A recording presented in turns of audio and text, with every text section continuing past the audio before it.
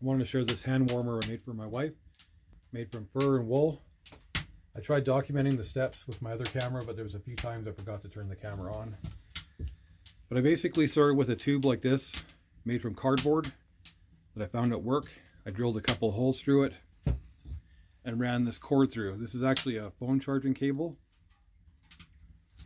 Then I took this old wool sweater and I lined the inside with the wool sweater, attaching it with hot glue, and then I ran the sleeve of the sweater right through, wrapped it around, and hot glued it on.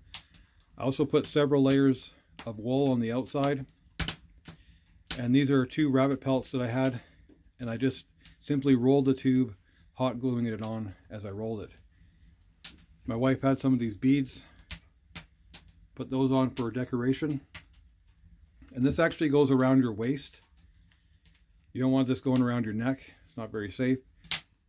And you can slide this around to your back when you're not using it. You just slide your hands inside, warm them up. So I think it'll be a nice gift for her, and thanks for watching.